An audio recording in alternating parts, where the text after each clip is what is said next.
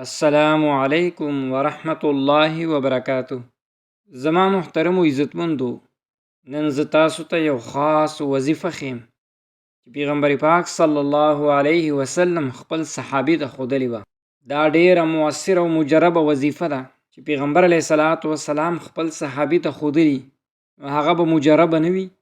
دا یې د قرض د بوج د ختمولو دپاره یې ښودلې وه. کله چې په تاسو باندې مالی تنګي وي او د قرض د پوره کولو څه انتظام د سره نه وي، دا وظیفه په یقین سره وکړئ.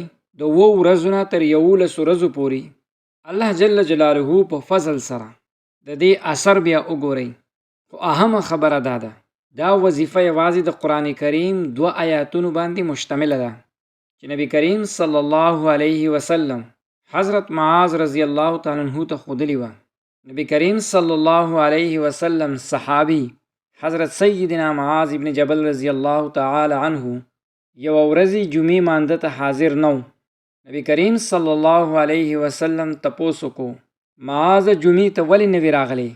حضرت معاذ رضی الله تعالی عنه عرض وکړو چې د الله رسوله، په ما باندې د یو یهودي قرضه ده. څو وارې هغه ماله مهلت راکړو، خو بیا هغه زما په غاړه کې څادر واچو. زه یریدم چې بهر راوځم نو ما به ونیسي. په دغه سبب زه جومات ته د جمعې مانځه دپاره حاضر نشم. ما نن په کور کې مونځ وکړو. نبی کریم صلی الله علیه وسلم وفرمایل، ای معاذ، ته غواړي چې زه تا ته یو داسې دعا وښیم چې ستا باندې د ځمکې په اندازې سره قرضه وي، الله جل جلاله به د هغې د ادا کېدلو دپاره غیبي اسباب پیدا کړي. بیا نبی کریم صلی الله علیه وسلم هغه ته د قرآن مجید د سورې آل عمران 2 آیتونه تلاوت کړل او وی فرمایل، دا سحر او ماښام 3 ځلې چې دی دا وایي، الله جل جلاله به ستاسو قرضې ادا کولو اسباب پیدا کړي.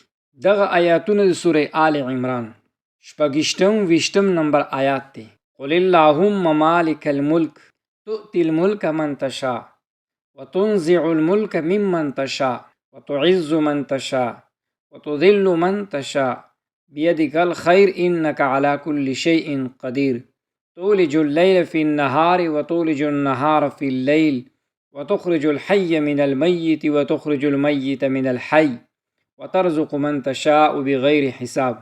دا هغه آیتونه دي چې نبی کریم صلی الله علیه وسلم حضرت معاذ رضی الله تعالی عنہ ته ښودلي.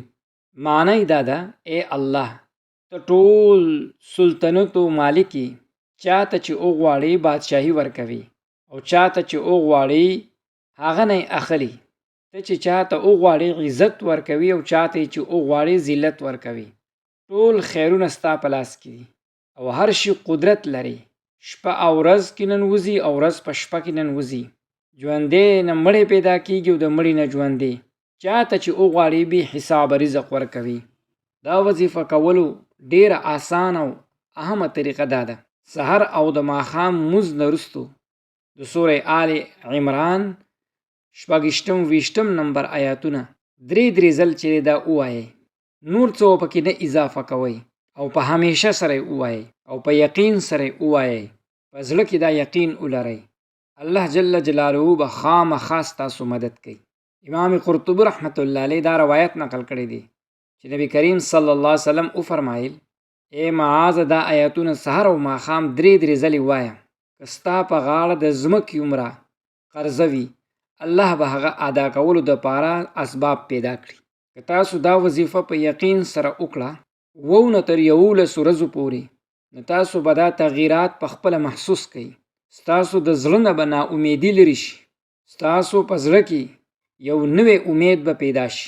ستاسو همت او حوصله به لوړه شي او د ادا کولو قوت په ته پیدا کی. ستاسو ذهن کې به مثبت فکرونه راشي. تاسو به وایئ دا مسله دومره لویه نه ده، الله به حل کی. د حل لاره به تاسو ته په خوب یا په ویښه لمحه کې وښودلی شي.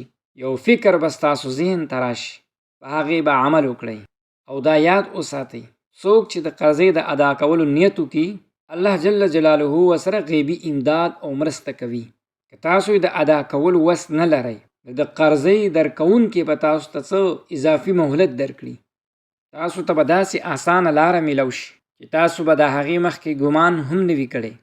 زما محترمو عزتمندو، د حضرت معاذ ابن جبل رضی الله تعالی عنه وظیفه ډیره لنډه خو ډیره مؤثره ده. تاسو یوازې سحر او ماښام 3 ځلې سوره آل عمران آیات نمبر 26 او 27 د تلاوت کړئ بغیر څه د اضافي او د زیادت نه. نبی کریم صلی الله علیه وسلم حضرت معاذ رضی الله تعالی عنه سره وعده ورکړه که ستاسو د ځمکې په مقدار باندې قرضې وي، الله جل جلاله به د هغې د ادا کولو دپاره اسباب پیدا کړي. نو تاسو هم دا وظیفه شروع کړئ.